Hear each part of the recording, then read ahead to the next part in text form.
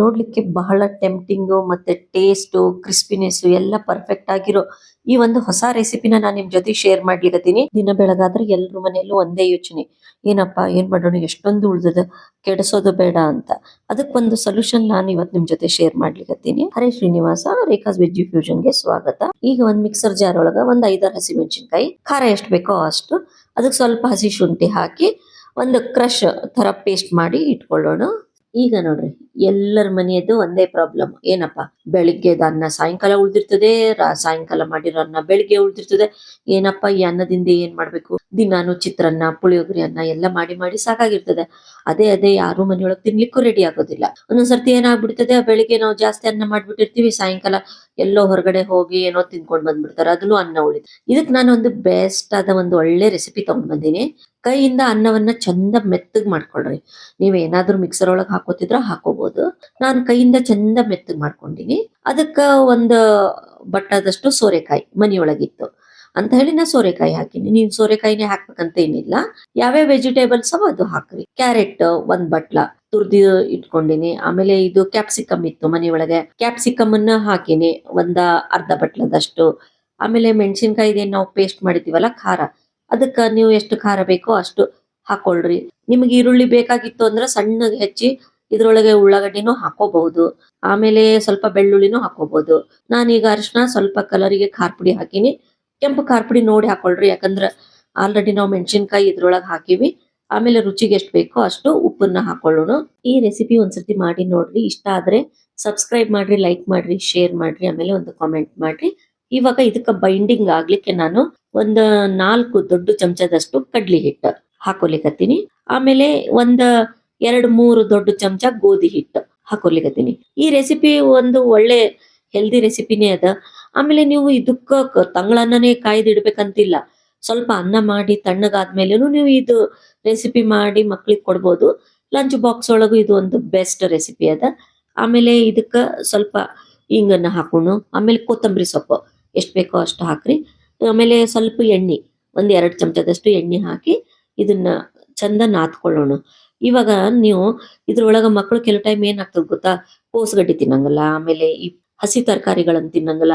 ಅವು ಎಲ್ಲವನ್ನ ನೀವು ಸಣ್ಣಗ ಹೆಚ್ಚಿ ಮತ್ತೆ ಇದು ಮಾಡಿ ಇದ್ರೊಳಗ ನೀವು ಹಾಕಿನು ಮಾಡ್ಬೋದು. ಈಗಿನ ದಿನಗಳೊಳಗ ನಾವು ಮಾಡೋ ಆಹಾರವನ್ನ ಜಾಸ್ತಿ ವೇಸ್ಟ್ ಮಾಡಬಾರ್ದು. ಆದಷ್ಟು ನಾವು ಕಡಿಮೆ ವೇಸ್ಟ್ ಮಾಡ್ಲಾರ್ದಂಗೆನೆ ನಾವು ಮನಿಯೊಳಗ್ ಮಾಡ್ಬೇಕು.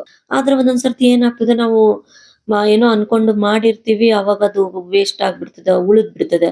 ಅವಾಗ ಅದನ್ನ ಚೆಲ್ಲೋ ಬದಲಾಗಿ ನಾವು ಈ ರೀತಿ ಏನಾದ್ರೂ ಒಂದು ಮಾಡಿ ಮಕ್ಕಳಿಗೆ ಕೊಡ್ಬೋದು. ಇದು ಸ್ವಲ್ಪ ಸಾಫ್ಟ್, ಬಹಳ ಸಾಫ್ಟ್ ಆಗಿತ್ತಂದ್ರೆ ಇನ್ನೂ ಸ್ವಲ್ಪ ನೀವು ಇದಕ್ಕ ಗೋಧಿ ಹಿಟ್ಟು ಕಡ್ಲಿ ಹಿಟ್ಟು ಹಾಕಿ ಸ್ವಲ್ಪ ಗಟ್ಟಿ ಹದಕ್ಕ ತಗೊಂಡ್ ಬರ್ರಿ. ಆಮೇಲೆ ಒಂದು ಪ್ಲೇಟಿಗೆ ಚಂದ ಎಣ್ಣೆ ಹಚ್ಚೋಣ ಎಲ್ಲ ಕಡೆ. ಇವಾಗ ನಾವು ಇದನ್ನ ಸ್ಟೀಮ್ ಮಾಡ್ಬೇಕಾಗ್ಯದ. ನೀವು ನಿಮ್ಮ ಹತ್ರ ಸ್ಟೀಮರ್ ಇತ್ತು ಅಂತಂದ್ರೆ ಸ್ಟೀಮರ್ ಒಳಗುನು ಈ ರೀತಿ ಹಚ್ಚಿ ನೀವು ಸ್ಟೀಮ್ ಮಾಡ್ಬೋದು. ಇವಾಗ ಒಂದು ದಪ್ಪ ಉರುಳಿ ತಗೊಂಡು, ಈ ನಾನು ಒಂದು ಸಣ್ಣದು ತಾಟಿತ್ತು, ಆ ತಾಟಿಗೆ ಎಲ್ಲ ಎಣ್ಣೆ ಹಚ್ಚಿ ಇದನ್ನ ಚಂದ ಎಲ್ಲದಕ್ಕೂ ಪ್ರೆಸ್ ಮಾಡಿ ಹಚ್ಲಿಕತ್ತೀನಿ. ನೋಡ್ಬೋದು ನೀವು ಇಷ್ಟು ಚಂದ ನೀವು ಇದನ್ನ ಒಂದೇ ಲೆವೆಲ್ ಆಗಿ ಪ್ರೆಸ್ ಮಾಡಿ ಹಚ್ಚಿ ಈ ಸ್ಟೀಮರ್ ಒಳಗ, ಅಂದ್ರ ಒಂದು ಪ್ಯಾನ್ ಒಳಗ ನೀರ್ ಹಾಕಿ ನಾನು ಒಳಗ ಒಂದು ಇದು ಸ್ಟ್ಯಾಂಡ್ ಇಟ್ಟೀನಿ. ಅದ್ರ ಮೇಲೆ ಈ ತಟ್ಟೆಯನ್ನಿಟ್ಟು ಮುಚ್ಚಿ ಚಂದ ಒಂದು 15-20 ನಿಮಿಷ ಇದನ್ನ ನೀವು ಹಬೆ ಒಳಗ ಬೇಯಿಸ್ಬೇಕಾಗ್ತದ. ಎಷ್ಟು ಸ್ಟೀಮ್ ಆಗ್ತದ ಅಷ್ಟು ಚಲೋ ಇದು ಕ್ರಿಸ್ಪಿಯಾಗಿ ಆಗ್ತದೆ. ಆಮೇಲೆ ನೋಡ್ಬೋದು ನೀವು ಒಂದು 15-20 ನಿಮಿಷ ಆದ್ಮೇಲೆ ಒಂದು ಚಾಕು ಚುಚ್ಚಿ ನೋಡ್ರಿ, ನೀವು ಕ್ಲೀನ್ ಆಗಿ ಚಾಕು ಬರ್ಲಿಕತ್ತದ. ಆಮೇಲೆ ಸೈಡಿಗೆ ಕೂಡ ಸ್ವಲ್ಪ ಪಳ್ಳು ಬಿಟ್ಟದೆ, ಅದರ ಅರ್ಥ ಇದು ಪರ್ಫೆಕ್ಟ್ ಆಗಿ ಸ್ಟೀಮ್ ಆಗ್ಯದ ಅಂತ ಅರ್ಥ.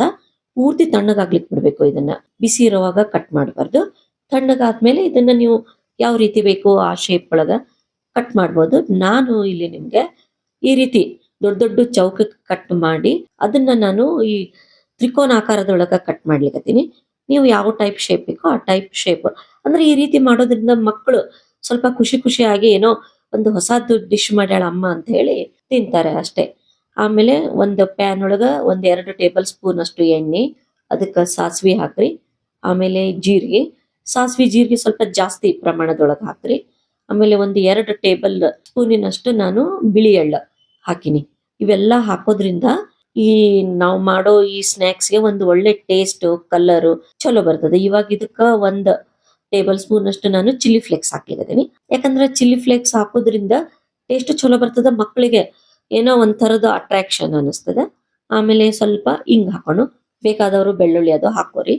ಇವಾಗ ನಾವು ತ್ರಿಕೋನಾಗಿ ಈ ಕಟ್ ಮಾಡಿರೋ ಸ್ನಾಕ್ಸ್ ಏನದ ಇದನ್ನ ನಾವು ಇಟ್ಟು ಮೀಡಿಯಂ ಟು ಲೋ ಫ್ಲೇಮ್ ಒಳಗೆ ಇದನ್ನ ನಾವು ಎರಡು ಸೈಡ್ ಚಂದ ಕ್ರಿಸ್ಪಿ ಆಗುವವರೆಗೂ ಇದನ್ನ ಬೇಯಿಸ್ಕೋಬೇಕು.